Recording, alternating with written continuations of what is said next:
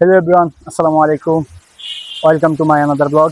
আমি নির্জুম্মা। আজ আমি চলে এসেছি ঢাকার পানকাঞ্জে অবস্থিত বাংলাদেশের অন্যতম ঐতিহাসিক স্থাপত্য লালবাগ কেল্লায়, যে দুর্গটি শত শত বছর ধরে বহন করে চলছে মুঘল সাম্রাজ্যের ঐতিহাসিক স্থাপত্য আর অসংখ্য অজানা গল্প। আর সেই গল্পগুলো আজকে আপনাদের সাথে শেয়ার করব। সে পর্যন্ত সাথেই থাকুন।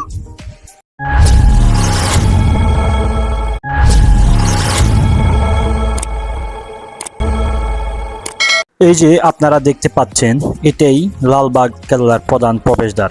বাইরেই রয়েছে টিকিট কাউন্টার। টিকিট সংগ্রহ করার পর আপনি ভিতরে প্রবেশ করতে পারবেন। টিকিটের মূল্য 30 টাকা। মাধ্যমিক ও উচ্চ মাধ্যমিক স্তরের শিক্ষার্থীদের জন্য টিকিটের মূল্য মাত্র 10 টাকা। তবে অবশ্যই স্কুল অথবা কলেজ ড্রেস বা আইডি কার্ড প্রমাণস্বরূপ সাথে থাকতে হবে এবং 10 বছরের নিচে শিশুদের জন্য টিকিটের প্রয়োজন হবে না। প্রবেশ টিকিট সংগ্রহের শুরু ও শেষ সময়: গ্রীষ্মকালে সকাল 10টা থেকে বিকাল 5টা 45 মিনিট পর্যন্ত, শীতকালে সকাল 9টা থেকে বিকাল 4টা 45 মিনিট পর্যন্ত। আমি ইতিমধ্যেই সিরিয়ালে দাঁড়িয়েই টিকিট সংগ্রহ করে ফেলেছি। এখন আমি দুর্গের ভিতর প্রবেশ করব। ভেতরে ঢুকতেই চোখে পড়বে বিশাল সবুজ মাঠ, চারপাশে নানা ধরনের ফুলের বাগান, পরিপাটি পরিবেশ। যে কেউ এখানে এসে ঘন্টার পর ঘন্টা সময় কাটাতে চাইবে। ছবি তোলার জন্য এটি অসাধারণ একটি জায়গা।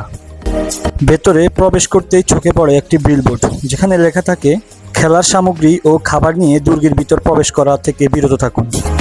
অর্থাৎ আপনারা পরবর্তীতে আসার সময় কর্তৃপক্ষের এই নির্দেশনাটি মেনে চলবেন। বন্ধুরা, লালবাগ কেল্লার ইতিহাস কিন্তু অনেক পুরনো। 1678 সালে মুঘল সম্রাট আওরঙ্গজেবের পুত্র মোহাম্মদ আজম এই দুর্গের নির্মাণ কাজ শুরু করেন। পরে তিনি দিল্লিতে ফিরে গেলে সুবাহদার শায়েস্তা খান নির্মাণ কাজের দায়িত্ব নেন। কিন্তু তার কন্যা ফরি বিবি মারা যাওয়ার পর তিনি এই দুর্গকে অশুভ মনে করে এবং নির্মাণ কাজ বন্ধ করে দেন।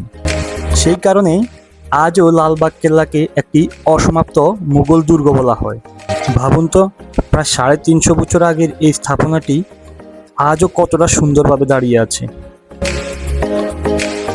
এখন আমি চলে এসেছি ফরি বিবির সমাধির সামনে। এটি পুরো কেল্লার অন্যতম আকর্ষণ। অনেক ইতিহাসবিদদের মতে ফরি বিবি ছিলেন শায়েস্তা খানের কন্যা। তার মৃত্যুর পর এখানেই তাকে সমাহিত করা হয়।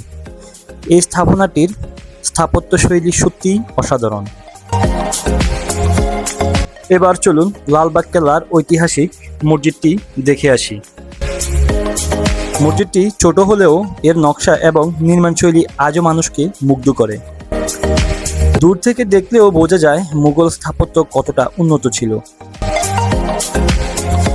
বন্ধুরা, এখন আমি চলে এসেছি লালবাগ কেল্লার অন্যতম আকর্ষণ হাম্মামখানায়। হাম্মাম শব্দের অর্থ হলো গোসলখানা বা স্নানাগার।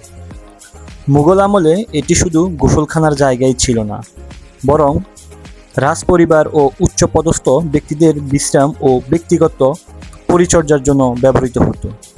ধারণা করা হয় এখানে গরম ও ঠান্ডা পানির আলাদা ব্যবস্থা ছিল, যা সেই সময়ের প্রকৌশল দক্ষতার একটি অসাধারণ উদাহরণ। হাম্মামখানার ভিতরে ঢুকলে বোঝা যায় কয়েকশো বছর আগেও মুঘল স্থাপত্য ও জীবনযাত্রা কতটা উন্নত ছিল। ইতিহাস প্রেমীদের জন্য এটি লালবাগ কেল্লার সবচেয়ে আকর্ষণীয় স্থানগুলোর একটি। বন্ধুরা, লালবাগ কেল্লার প্রতিটি কোণায় যেন ইতিহাসের ছোঁয়া। যেদিকেই তাকাবেন মনে হবে কয়েকশো বছর আগের মুঘল আমলে চলে গেছেন। যারা এখানে আসতে চান তাদের জন্য কিছু তথ্য। ঠিকানা: পুরান ঢাকা, লালবাগ। বাস, সিএনজি অথবা রাইড শেয়ারিং ব্যবহার করে খুব সহজে এখানে আসা যায়।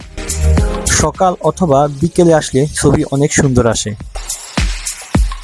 আমার ব্যক্তিগতভাবে লালবাগ কেল্লার সবচেয়ে ভালো লেগেছে এর শান্ত পরিবেশ। ঢাকার ব্যস্ত শহরের মাঝেও এখানে এসে যেন অন্যরকম প্রশান্তি অনুভব করা যায়। যারা পরিবার কিংবা বন্ধুদের নিয়ে একদিনের ছোট্ট ভ্রমণে যেতে চান তাদের জন্য এটি দারুণ একটি জায়গা। বন্ধুরা, আজকের মতো এখানে শেষ করছি আমাদের লালবাগ কেল্লা ভ্রমণ। ভিডিওটি যদি ভালো লেগে থাকে তাহলে লাইক করবেন আর কমেন্ট করে জানাবেন ভিডিওর কোন অংশটি আপনার সবচেয়ে ভালো লেগেছে। যদি জুম্মা অ্যাডভেঞ্চার পরিবারের সদস্য না হয়ে থাকেন তাহলে এখনই সাবস্ক্রাইব করে পাশে থাকা বেল আইকনটি ক্লিক করুন। এই পর্যন্তই, নিশ্চয়ই আবার দেখা হবে অন্য কোনো নতুন ব্লগে। সেই পর্যন্ত ভালো থাকুন, সুস্থ থাকুন। আল্লাহ হাফেজ, আসসালামু আলাইকুম।